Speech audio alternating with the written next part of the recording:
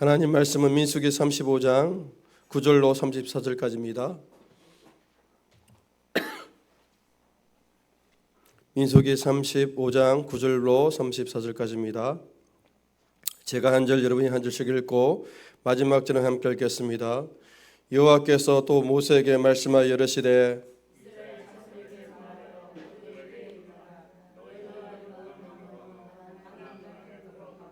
너희를 위하여 성읍을 도피성으로 정하여 부지 중에 살인한 자가 그리로 피하게 하라.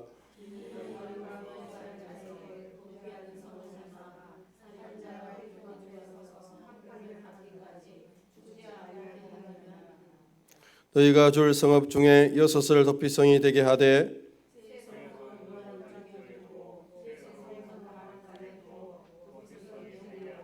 이 6성읍은 이스라엘 자손과 타국인과 이스라엘 중에 거류하는 자의 도피성이 되리니 부지 중에 살인한 모든 자가 그리로 도피할 수 있으리라.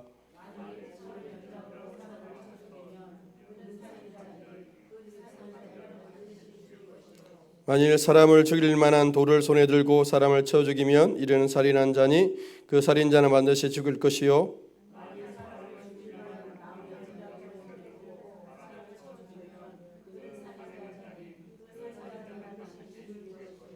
피를 보복하는 자는 그 살인한 자를 자신이 죽일 것이니 그를 만나면 죽일 것이요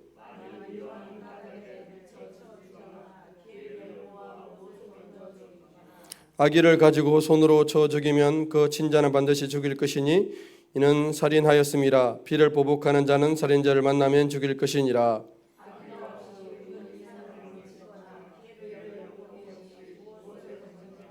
보지 못하고 사람을 죽일 만한 돌을 던져서 죽였을 때에 이는 아기가 없고 헤아리 한 것도 아닌즉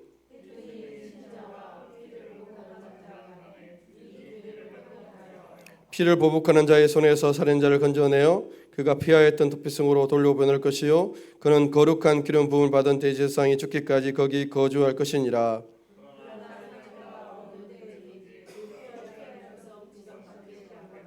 피를 보복하는 자가 도피성 지경 밖에서 그 살인자를 만나 죽일지라도 피 흘린 죄가 없나니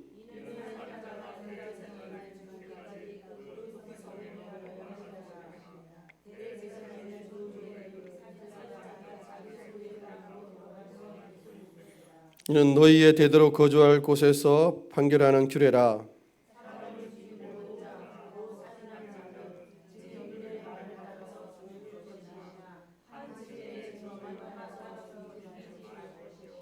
고의로 살인죄를 범한 살인자는 생명의 속전을 받지 말고 반드시 죽일 것이며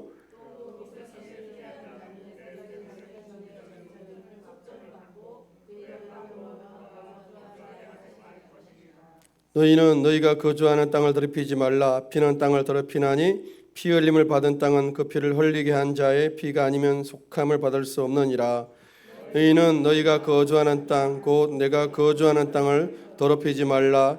나 여호와는 이스라엘 손 중에 있음이니라. 아멘. 하나님은 이스라엘 민족을 당신의 백성으로 삼으시고 그들에게 하나님의 나라, 천국의 모습들을 보여줌으로 천국의 빛과 생명과 향기를 바람으로 말미암아 세상을 구원하는 하나님의 계획을 갖고 있습니다.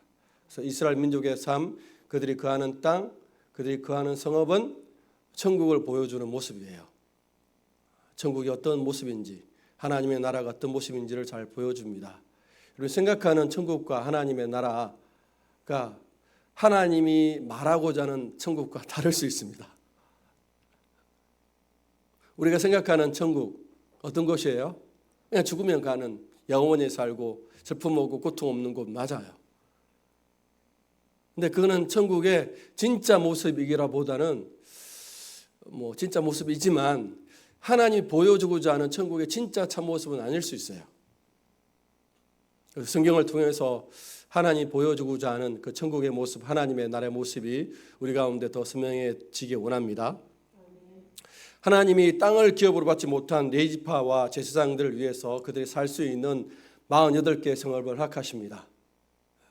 그리고 그 중에서 6개는 특별히 어떤 성읍으로 지정하며 유지하라고 말씀하셨죠? 도피성으로 지정하라고 말씀하셨습니다. 요단강을 기준으로 해가지고 세 개는 동편에 있고 또 세 개는 서편에 있어서 모든 지파가 빨리 갈 수 있는 그런 도피성을 6개 만들도록 하셨습니다. 그 도피성이 만들어지는 제도는, 도피성을 주신 하나님의 제도는 누가 억울하여서 그곳을 가면 하나님께 그곳에서 생명을 보존할 수 있는 곳을 만드는 거죠. 오늘 이제 살인죄에 대해서 말을 하고 있는데요. 살인죄가 두 가지 종류가 있습니다. 어떤 살인죄가 있습니까? 고의로 의도를 가지고 적의를 가지고 범하는 살인죄는 하나님께서 어떻게 하셨습니까? 반드시 그 살인죄의 피를 복수하고 보복할 수 있도록 허락하십니다. 고의로 손에 사람을 죽일 만한 새 연장이나 나무나 돌이 있으면 그 분명히 사람을 죽일 만한 연장이 있으면 분명히 고의적으로 살인하는 경우거든요. 그다음에 적의를 가지고 뭔가 돌을 던지는 경우, 뭐 어떤 걸 던졌을 때 이 분명히 살인죄니까 그 살인죄의 죄는 용서받을 수 있습니까? 용서받을 수 없어요. 그 사람이 아무리 도피성에 들어가서 피해도 그를 끄집어내어 재판을 열고 정인이 있으면 두세 사람 이상의 정인이 있으면 그 사람이 살인죄 분명하므로 그 사람은 용서받지 못하여 정당한 그 죄, 살인죄를 범한 죄를 하게 하십니다. 왜냐하면 하나님이 땅은 거룩한 땅이어서 그 땅이 피가 흘리게 되면 그 더럽혀져요. 하나님이 지키는 그 땅에 생명이 죽어지면 그 땅이 더럽혀지기 때문에 그 더럽혀진 땅을 하나님께서 보호하고 지키는 그걸 주시는 거예요. 사람을 죽이면 반드시 그에 대한 대가를 지불하게 하십니다. 사람을 죽인 자의 대가는 무엇입니까? 자기의 생명을 드려야 된다는 거죠. 뭐 도둑질하면 도둑질에 많은 형벌을 받지만 사람을 죽일 때는 생명을 죽지 아니하면 안 되는 거예요. 속전도 허락하지 않습니다. 대신하여 죽는 것도 없어요. 그만큼 하나님은 생명을 귀하게 여기십니다. 그런데 살인죄 중에서 오늘 본문에 등장하는 것처럼 어떤 죄가 있습니까? 의도하지 않는, 부지 중에 우연히 사람이 죽는 경우가 있습니다. 그럴 때는 그 사람이 어디로 갈 수 있습니까? 도피성으로 갈 수 있어요. 여러분, 우리가 다른 구약의 본문에 보는 것처럼 두 사람이 나무하러 갔습니다. 한 사람이 나무하다가 그 도끼 날이 빠져가지고 옆에 있는 동료에게 맞았어요. 그런데 그 머리에 맞아가지고 그 사람이 죽었어요. 이 경우는 뭐예요?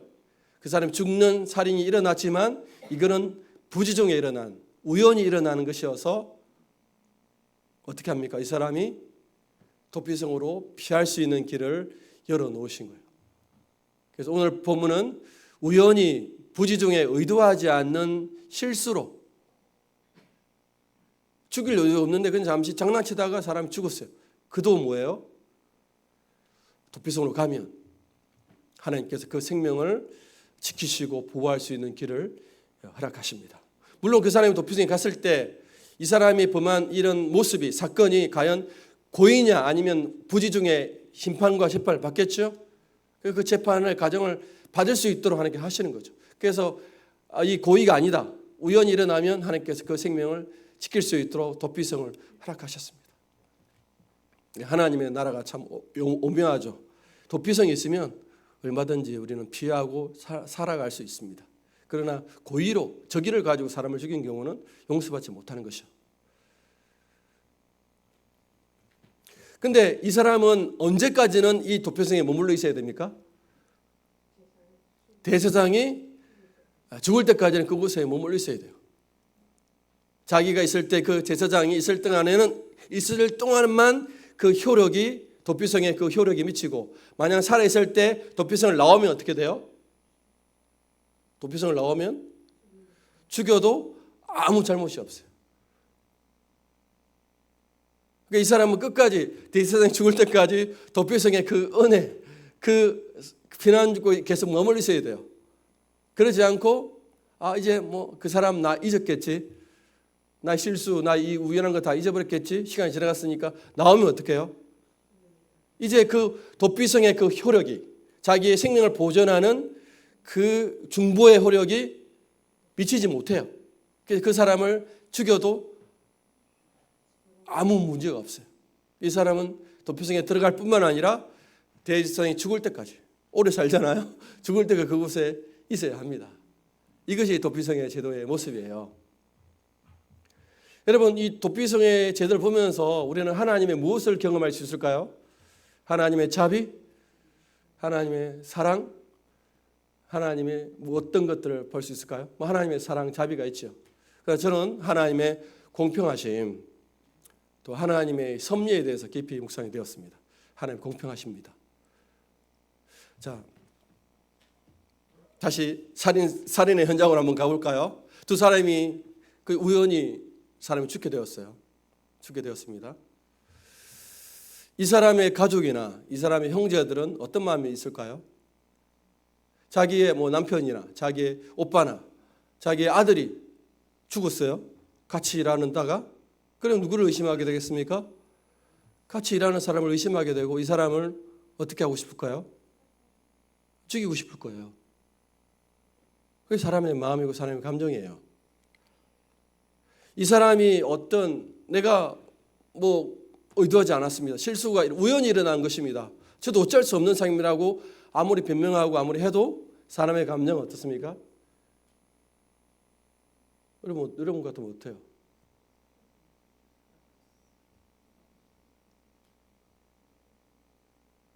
이번에 우리가 해병대 상병 한 명이 경북인가요? 포항인가요? 그걸 구조하다가 한 명이 죽었잖아요. 그럼 여러분이 유가족이면 아주 잘생긴 멋진 남자아이가 해병대에서 나라를 지키려고 애국하는 마음으로 그렇게 힘든 군대에 갔는데 폭우로 피해받고 검예 사람들을 구조하려고 그렇게 하다가 그렇게 수색하다가 죽임을 당했잖아요. 여러분 같으면 어떻습니까? 그냥 아들이 그냥 이렇게 했으니까 어쩔 수 없이라고 하겠습니까? 아니죠. 그걸 담당했던 지휘관이나 상사들은 뭐예요? 책임을 묻고 싶겠죠. 그게 사람의 마음이에요. 여러분은 겪는 경우를 안 당해서 모르지만 참 어렵고 힘든 분입니다. 그런데 보십시오. 그런 감정, 그런 억울함이 있어도 그 사람을 죽게 한 분은 누구예요? 아니면 죽게 한 분은 누구? 죽음을 허락하시는 분은 누구예요? 하나님이라는 거죠. 하나님이라는 사실이에요. 좀 마음이 어렵죠? 하나님이 우연히 도끼날을 이 사람의 머리에 안 갈 수도 있죠. 또 이 사람이 밀쳤는데 구덩이에 빠지지 않게 할 수 있죠. 장난쳐서 그냥 서로 장난치다가 한 사람이 넘어져가지고 머리 뒤통수에 돌에 부딪혀 죽었어요. 얼마든지 하나님께서 막아줄 수 있어요. 그런데 하나님께서 그 사람을 어떻게 해요? 죽게 하셨어요. 하나님이 저분 죽게 하신 거예요. 이 사람이 한 게 아니에요. 하나님 죽게 하신 거예요. 근데 당사자 유가족들은 그거를 이해할 수 있습니까? 이런 사항들을 이해할 수 없어요. 반드시 그 원인이 누구예요? 이 사람이라고, 이 가해자라고 생각하는 거예요. 이 사람을 없애버리고 죽이고 싶은 거예요. 그게 사람의 감정이고 사람의 마음이에요.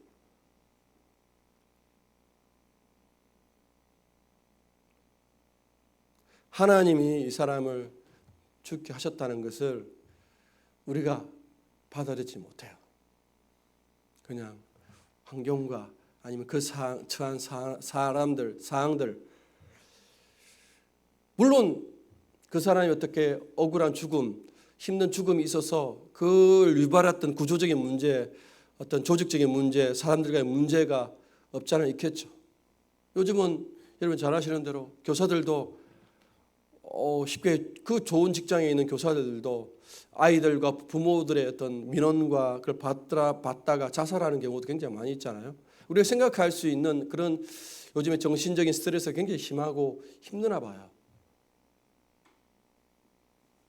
그럴 때 자기 교사가를 죽게 했던 그 부모들이나 그 아이가 여러분들 어떻게 했습니까? 똑같은 벌로 갚아주고 싶지 않겠습니까? 그 사람의 마음이거든요. 그 감정이 쉽게 없어지지 않습니다. 이 부분이 참 어려워요. 오늘 말씀이 쉬운 말씀은 아닙니다. 그런데 하나님은 어떻게 하십니까? 그 사람을 보호할 수 있도록 도피성으로 보내십니다. 도피성으로 보냈다는 것은 이 사람의 죽음이 이 사람의 책임이다, 이 사람의 책임이 아니다, 이 사람의 책임이 아니다. 누가 허락했다? 내가 허락했다. 근데 하나님의 또 이 허락하심을 또 이해하고 받아들이기가 어려워요. 차라리 이 사람에게 모든 책임을 묻고 싶으면 더 쉬워요. 근데 지금 그렇게 하나님 하실 필요가 없는데 하나님께 지금 개입하시는 거예요. 그냥 하나님 개입하지 마시고 하나님 빠지시고 우리가 처리해야 할게요. 분명히 이 사람이 잘못했습니다. 이 사람이 합당한 벌을 하겠습니다. 그런데 지금 어떻게 해요? 하나님이 개입하시는 거예요. 아니, 이 사람 죽은 것 얘 잘못 아니야. 내가 허락했어. 라고 하나님 말씀하시는 거예요. 그럼 두 가지 또 두 번째 문제. 이 사람이 믿고 복수하고 싶고 갚아주고 싶어. 눈물이 나가고 가슴 아파. 우리 아들, 우리 남편, 우리 형제가 죽은 것이 너무나 속상하고 힘들어요. 젊은 나이에. 뭐 노인이 죽겠습니까? 병자가 죽겠습니까? 아주 죽을 수 없는, 죽는 게 이 사람하고는 설명할 수 없는 죽음하고는 이 사람 먼 경우에 죽는 경우예요. 그래서 힘든 거예요. 지금 이 사람 죽을 때가 아니에요. 내가 볼 때는.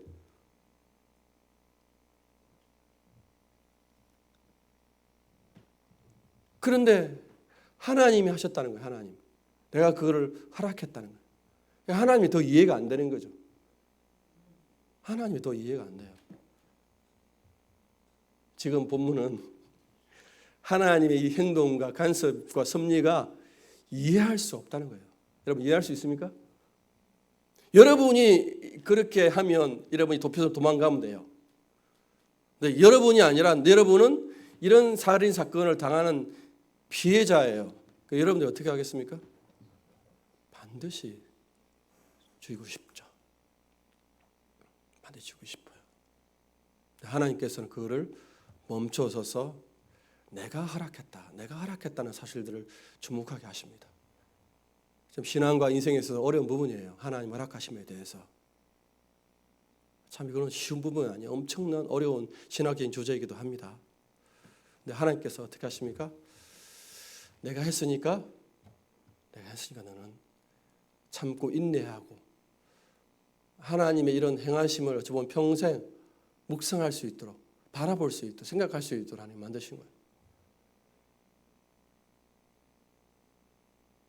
인생이란 게 자기의 뜻과 자기의 주과 주장과 자기의 생각과 계획대로 흘러가지 않고 뭔가 하나님이 개입하시 역사하시는 사건과 만남과 일이 있음을 우리 가운데 가르쳐주고 싶은 거예요. 하나님께서 가르쳐주고 싶은 거예요.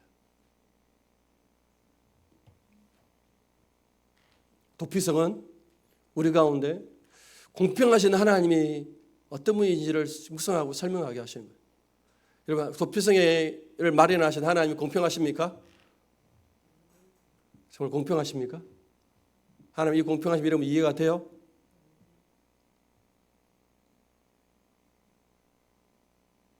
하나님이 도피성을 정리하면 이 사람의 죽음을 누구에게 찾지 말라? 사람과 환경에 찾지 말고 누구에게 찾아라? 하나님께 찾으라고 생각하라는 거예요. 그래서 어려운 거예요. 하나님께 찾으면 어떻습니까? 하나님께 찾으면 여러분 하나님께 찾을 수 있습니까? 하나님께 찾으라 하기 때문에 하나님이 믿기 어렵고 하나님 예배하기 싫은 거예요. 할렐루야. 알고 아멘 하십니까?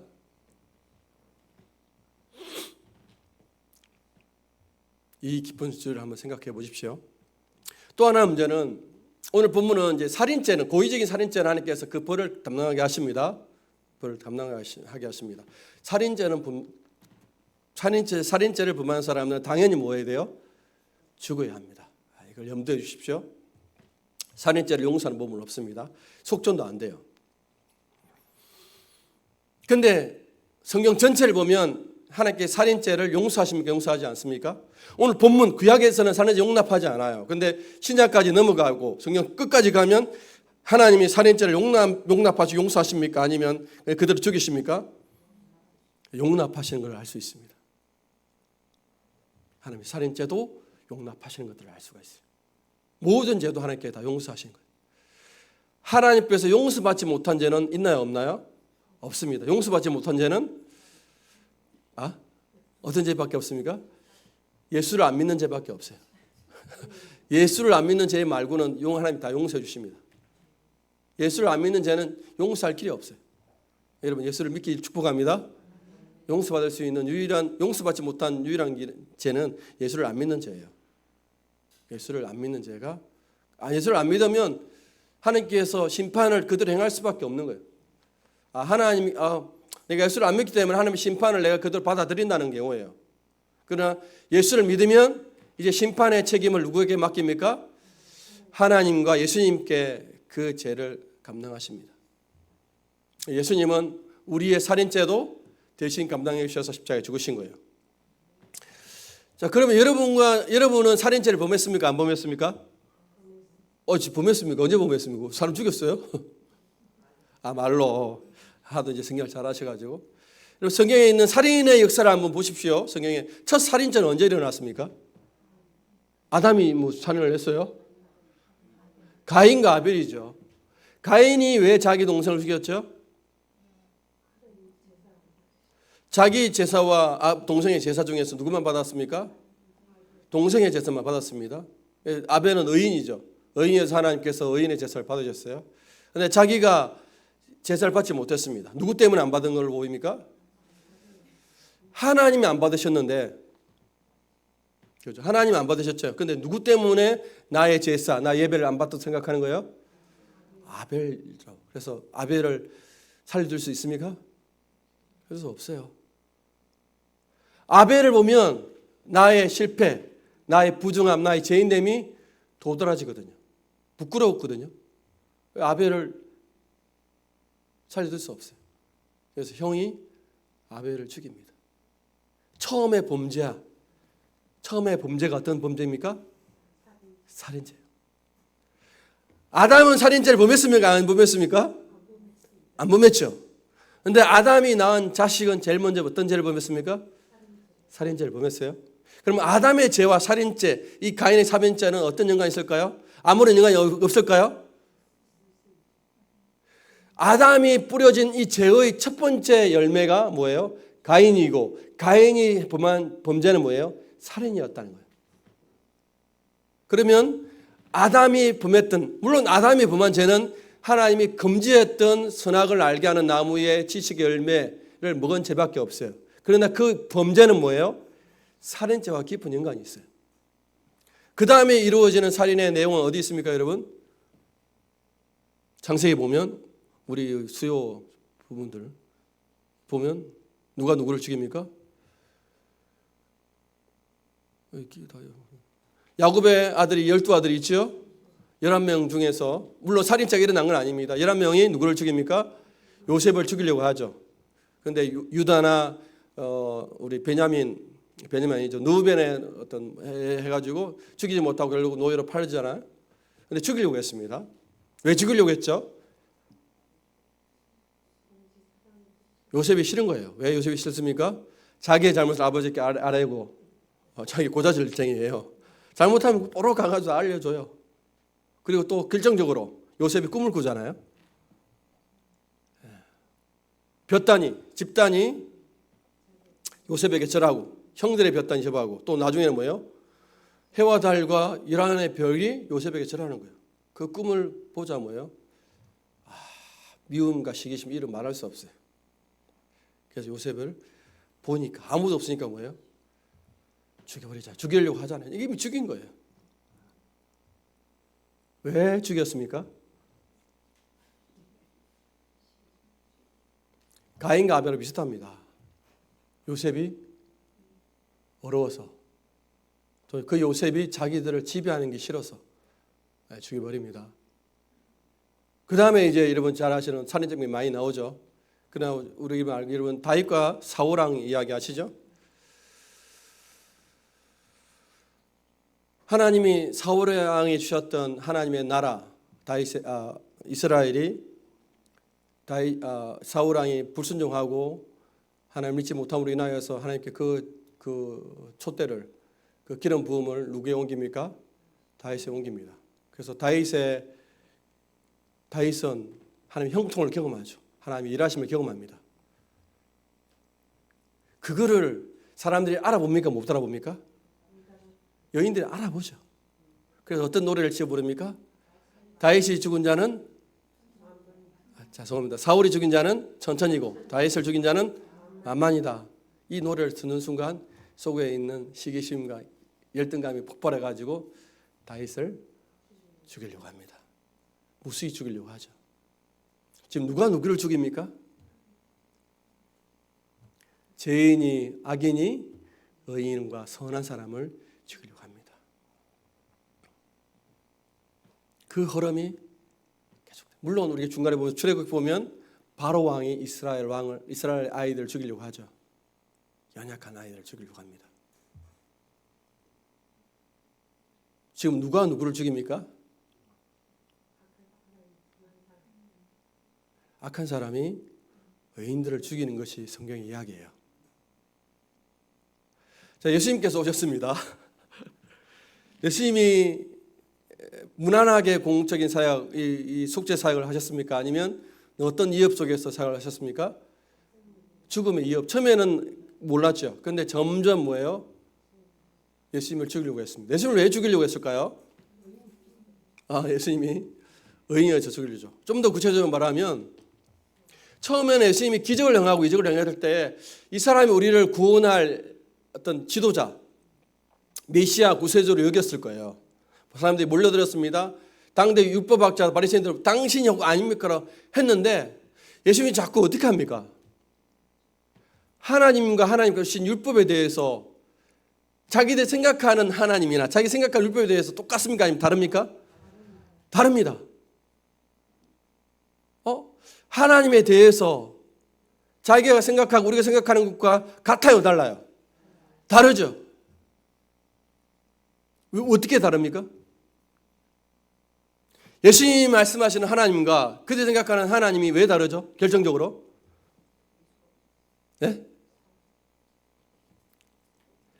죄인에 대한 판단이 다르잖아요. 자, 율법학자 바리새인들은 죄인들이 누구예요?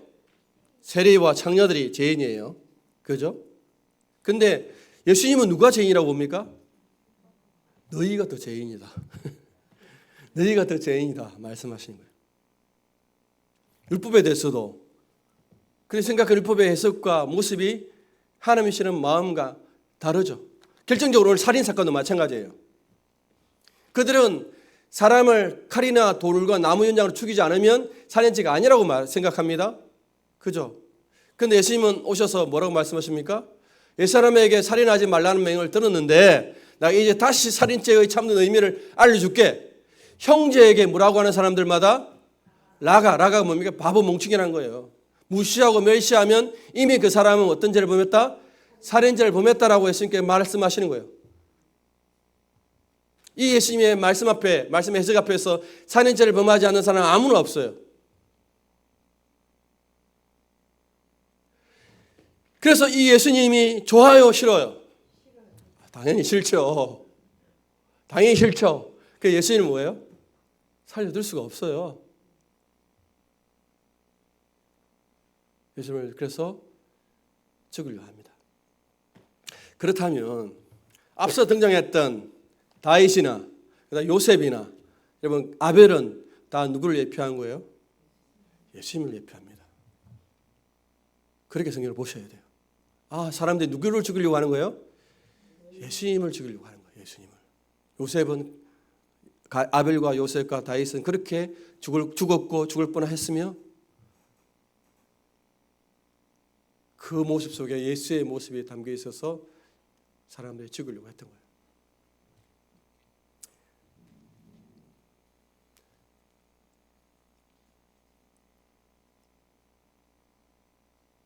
우리가 살인을 하는 가장 근본적인 이유는 여러분 살인은 누가 합니까? 살인은 누가 해요? 저기 강도들이 하죠. 조폭들이 합니까? 뭘 그들도 하죠. 그들 포함해서 모든 살인죄는 누가 합니까?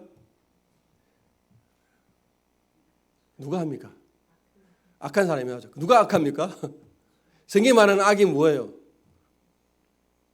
자기가 하나님의 노릇, 자기가 하나님의 왕자에 있는 사람이 살인죄를 범해요. 살인죄는 내가 하나님의 자리와 왕자에 있을 때만 사람을 죽여요. 대부분은 강한 자가 약한 자를 죽입니까? 약한 자가 강한 자를 죽여입니까? 강한 자가 약한 자는 강한 자를 못 죽여요. 물론 특성하고 있겠죠. 그러나 전반적으로 일반적으로 말했을 때 강한 자가 자기가 하나님의 지위와 위치와 권력과 힘 있는 사람이 약한 자를 죽여버리잖아요. 아방이 자기 수많은 포도밭이 있어요. 수많은 포도밭이 있어요. 왕이 얼마나 많은 포도밭이 있겠습니까? 그런데 자기가 여름 궁정에, 자기 겨울 궁정에 가까운 그 포도밭, 나봇의 포도밭이 취하고 싶은 거예요. 그러니까 뭐예요? 나봇이 그냥 왕이시여 죽었다면 나봇은 죽임을 안 당해요. 나봇은 왜 이 포도밭을 지키려고 하였죠? 하나님의 유언이고 하나님 명령이니까 조상대대로 물려준 그 기업은 팔지 말하는 하나님 말씀을 지키려다가 그 말씀을 그냥 놓쳤으면 예수님처럼 하나님의 말씀을 지키려다가 나봇은 죽임을 당한 거예요. 살인죄는 우리가 하나님의 자리에 있을 때 범하는 거예요. 여러분과 제가 하나님의 자리에 있는 순간 형제와 사람들을 멸시하고 미워하는 거예요. 물론 여러분들도 당했죠. 여러분도 누군가 여러분보다 강한 사람으로부터 멸시와 욕과 멍충이라고 욕을 들었습니다. 그게 마음에 있어요. 그래서 여러분보다 더 약한 사람 불러서 뭐예요? 욕하고 이야기하죠. 뭐라 하죠. 교회도 마찬가지입니다. 여러분보다 잘난 장로님, 근사님들에게는 아무 말도 못하면서 굽신하죠. 여러분보다 못한 집사님들은 만나면 판단하고 가르치려고 하고 다 하죠. 교회에서도 비일비재합니다. 우리가 하나님의 자리에 있으면 반드시 사람들을 죽이려고 하는 살인의 본성이 있습니다. 그래서 우리가 누구를 죽였습니까? 우리가 예수님을 죽였어요. 아담이 범했던 죄는 선악을 알게 하는 선악과를 범죄하는 죄는 결국 하나님에 대한 반역이고 하나님에 대한 반역이에요. 반역죄, 반역. 왕과 하나님에 대한 반역으로 그 죄가 일어나는 거예요. 그래서 그 반역의 가장 근본적인 모습이 드러나는 것이 첫 번째가 살인죄예요.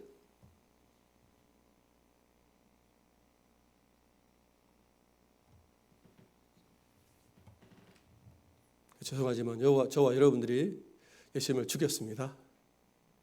여러분은 동의하지 않죠. 여러분 왜 동의하지 않냐면 우리들은 살인죄를 범한 이후에 인생의 어떤 고난과 힘든 걸 통해서 여러분 인생에 예수 믿기 전에 삶이 힘들고 어려웠잖아요.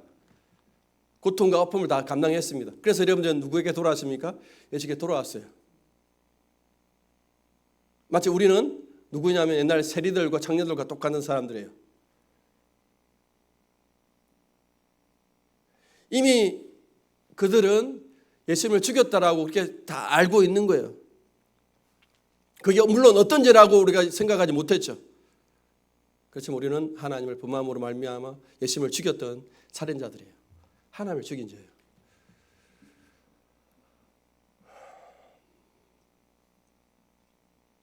여러분들이 이제 이 부분들을 한번 계속 신앙생활 하면서 한번 잘 묵상해 보십시오. 내가 하나님을 예수님을 죽였나 생각해 보십시오. 예수님 이후에 똑같잖아요. 스데반 집사가 첫 번째 순교를 당하잖아요. 스데반자를 왜 죽입니까? 똑같습니다. 하나님과 성전과 복음에 대해서 스데반이 설교하고 설명하니까 당대에 있는 사람들이 싫은 거예요. 보십시오. 하나님에 대해서 하나님 말씀에 대해서 정확하게 설명하는 사람들을 우리는 좋아해요? 싫어해요? 싫어요. 왜? 내가 하나님이니까 싫어하는 거예요.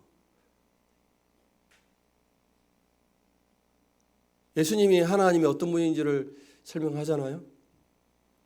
받아들이지 못하는 거예요. 하나님 아버지의 마음을 우리 가운데 알려주잖아요. 받아들이지 못해요. 여러분과 제가 하나님의 아버지의 마음, 예수님의 마음을 우리는 모릅니다.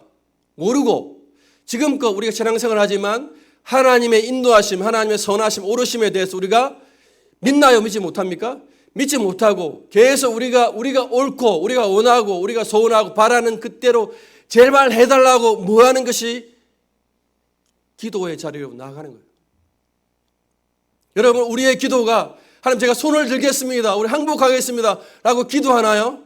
아니면 소나무 뿌리 뽑고 부으면서 주여 이거 안 되면 안 됩니다, 이거 꼭 돼야 합니다, 목숨 걸고 이거 아니면 안 됩니다라고 외치는 것이 우리의 기도입니까? 하나님이 우리가 원하는 대로, 우리가 그려놓은 대로, 우리가 생각하는 대로 해주셔야 하나님이지, 그렇지 않으면 하나님 아니라는 거예요. 우리의 신앙생활이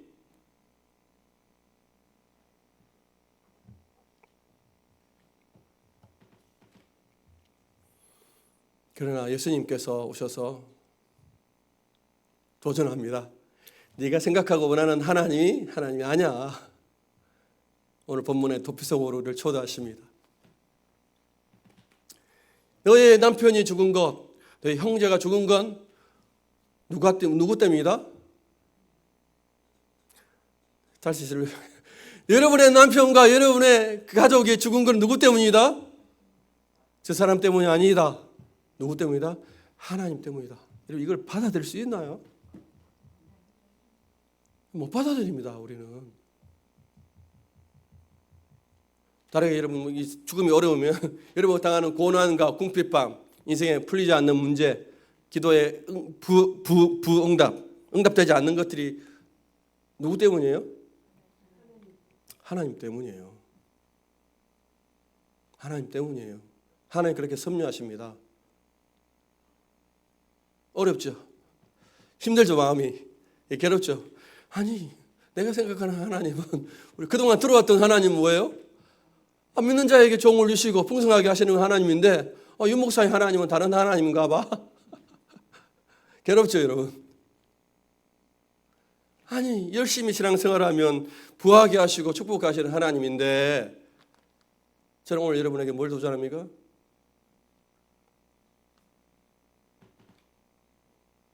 물론 하나님께서 그럴 때도 있지요. 여러분을 부하게 하시고 윤택하실 때도 하나님 있습니다. 하나님이 당신의 뜻가움과 계획 속에서 우리가 이해할 수 없고 알 수 없는 일들을 행하는 분이 하나님이시라는 거예요. 근데 그럴 때 우리는 그 하나님을 받아들입니까? 못 받아들입니까? 못 받아들입니다. 좋을 때, 풍요하게 할 때, 일이 잘 풀 때는 할렐루야, 아멘, 신나죠. 근데 그러지 않을 때 우리는 못 받아들입니다. 이런 하나님의 처소와 인도하심에 대해서 불평하고 원망합니다. 여러분, 이 지점을 여러분이 통과하셔야 됩니다. 통과하시길 축복합니다. 여러분, 좋은 걸 주시는 하나님뿐만 아니라 안 좋은 것을 허락할 수 있는 그 하나님을 받아들일 수 있는 은혜가 있기를 축복합니다.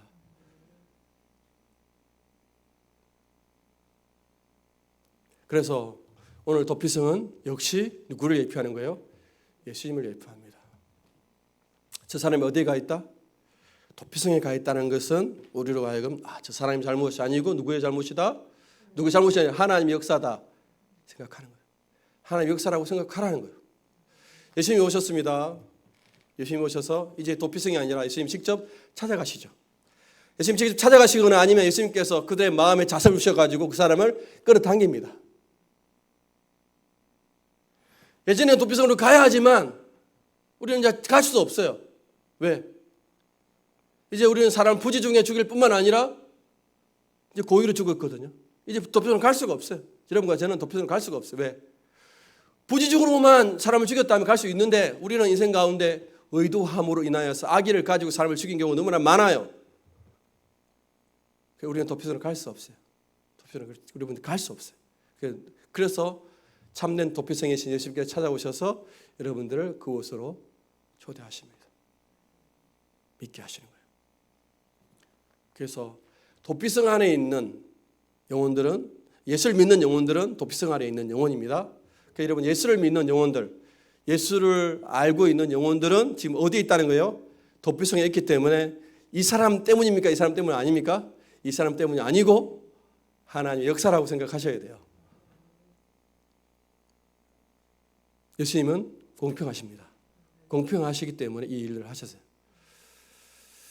예수님은 우리의 잘못과 이런 죄들을 예수님이 다 친히 죄값을 지불하셨습니다. 완납하셨습니다. 지불 끝입니다.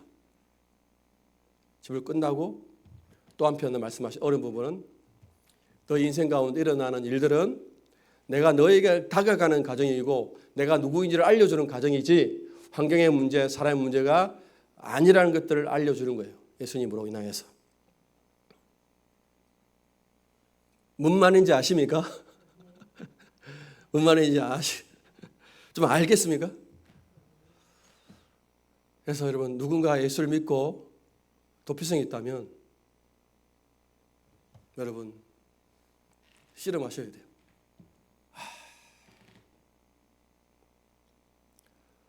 하나님이 여러분 인생 가운데 이런 만남, 여러분의 남편이나 여러분의 아들이나 여러분 자녀들 아니면 이런 수많은 만남들을 허락하셨어요.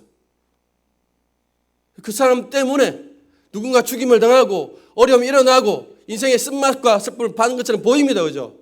명확한 걸 보입니다. 명확하게 보여요. 명확하게 보입니다. 저 사람 잘못이 맞아요. 그러나 하나님께서 어떻게 하십니까? 예수님께서 그래. 그 사람이 범한 것에 대해서 내가 그러면 다 갚아줄게. 이제 기분 풀고 화 풀어. 라고 말씀하시는 거예요. 여러분 기분 풀리고 여러분 억울한 풀릴 준비가 되어 있습니까? 예수님으로 생각하면 풀릴 기분이 없죠. 더 해야죠. 주님께서 예수님께서 여러분 마음을 다 풀라고 말씀하십니다. 용서하기 원하십니다. 그게 주님의 도피성이에요. 예수님의 도피성.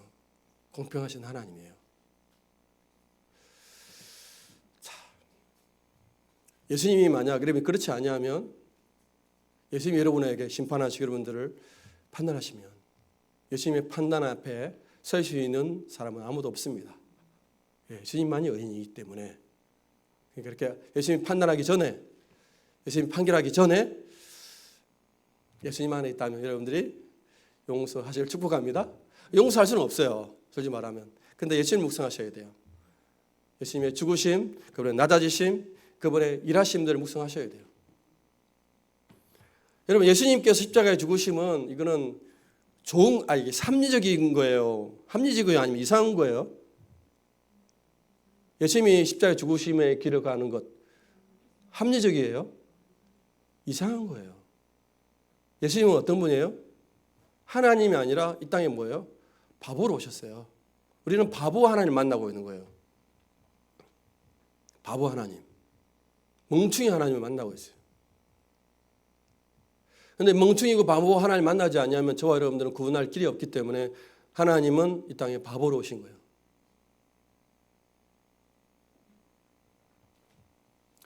우리가 늘 하나님의 마음으로 하나님 입장에서 내가 원하는 내가 꿈꾸는 그 그림을 그리고 살죠. 그런데 하나님은 그런 우리에게 죄 있는 우리에게 하나님이 사람이 되심으로 말미암아 하나님의 바보가 되심으로 말미암아 너희가 하나님을 향해서 갖고 있는 하나님처럼 되고 싶고 그 왕자하고 싶은 그 마음들은 아무것도 아니라는 것들을 하나님께서 직접 우리 가운데 가르쳐주고 알리고 싶어서 그렇게 오신 거예요.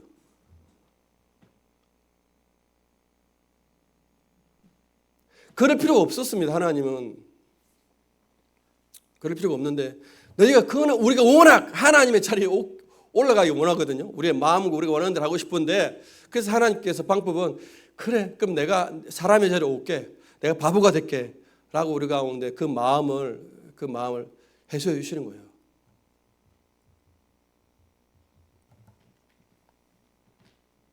말씀을 정리하겠습니다. 오늘 쉽지 않은 말씀이에요. 도피성이라는 것은 어려운 숙제예요. 환경과 사람을 탓하는 우리에게 하나님의 선하심과 옳음을 인정하도록 우리를 초대하시는 하나님을 만나고 더 나아가 예수님 안에서 공평하신 하나님 예수님 안에서 공평하신 하나님으로 우리를 초대하시는 거죠. 예수님 안에서 우리는 지금까지 우리가 당하는 아픔, 우리가 당하는 이 고통만 생각하다가 예수님을 묵상하면 묵상할수록 이제 우리는 뭘 경험합니까? 우리가 예수님을 향했던 우리의 죄와 우리가 범했던 우리의 교만과 우리의 악함들을 직면하게 돼요. 예수님이 그러니까 직면하게 되십니다. 그래서 예수님은 공평하십니다.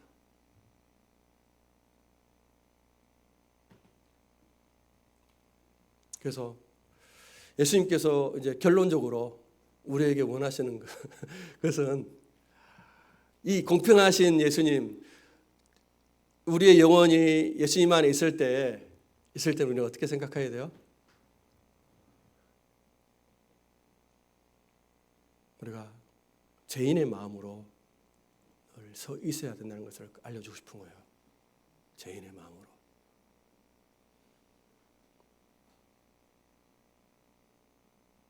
여러분과 제가 죄인의 마음으로 늘 서 있기를 축복합니다. 그래야 여러분이 구원받을 수가 있고, 그래야 여러분이 예수님을 필요로 하게 돼요. 우리 찬양하겠습니다. 484장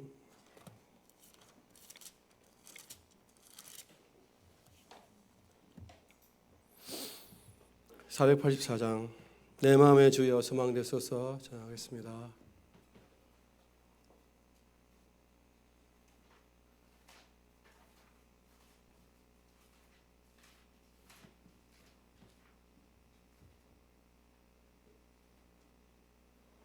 (484장) 내 마음의 주여 소망되소서.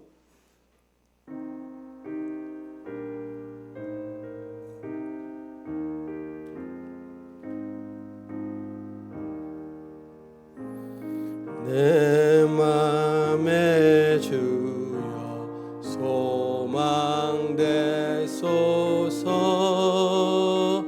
주 없이 모든 일 헛되어라. 밤에나 낮에나 주님 생각, 잘 때나 깰 때 함께 하소서. 지혜의 주여 말씀으로서 언제나 내 안에 계십소서. 주는 내 아버지 나는 아들, 주 안에 내가 늘 함께하네. 세상의 영광 나 안 보여도 언제나 주님은 나의 기여. 주님만 내 맘에 계시오니 영원한 주님 잠기하셔라. 영원한 주님 내 승리의 주, 하늘의 기쁨을 주옵소서. 어떠한 고난이 닥쳐와도 만유의 주여 소망되소서.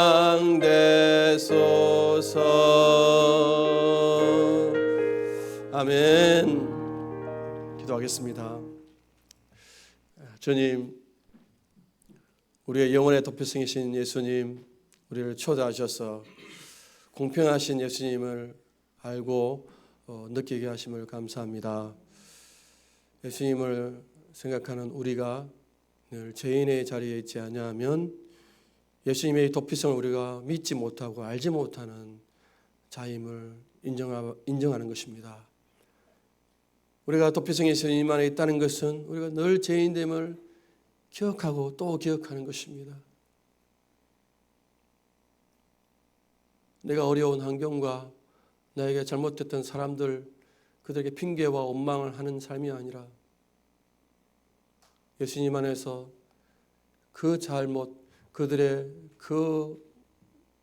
열심히 친히 감당하시고 그리고 우리 안에 있는 죄악들을 보게 하셨어. 우리 안에 있는 죄의 이 끔찍함을 보게 하셨어.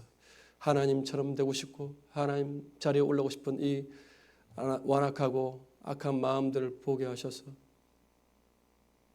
주님, 당신의 인도하심이 옳고 선합니다. 당신의 뜻만이 온전합니다. 고백하고 믿을 수 있는 마음을 우리 가운데 부으시기를 소망합니다. 주님, 너무나 어렵고 힘든 부분입니다. 예수님의 선하심, 예수님 오르심, 공평하심을 묵상하기는 너무나 어렵습니다. 주님께서 이 땅에 오셔야 되는 길, 십자가에 지시는 그 길은 하지 않아도 되는 길입니다. 하나님이 하나님이라면 그건 하지 말아야 되는 길입니다. 하나님이 바보가 되시려고, 사람이 되시려고 그런 멍청한 짓을 하신 것입니다. 예수님의 바보 되심, 예수님의 낮아심을 우리가 또 묵상함으로 인하여서 영혼의 도피성 예수님을 더 깊이 알아갈 수 있는 우리의 삶이 되어질 수 있도록 인도하여 주셔서 하나님, 이 예수님을 아는 자들은 정말 이 땅에서 죄인된 마음으로 살게 하여 주십시오. 높아진 마음으로 살지 않게 하여 주십시오. 불쌍히 여겨 주십시오. 예수님의 이름으로 감사하며 기도합니다. 아멘.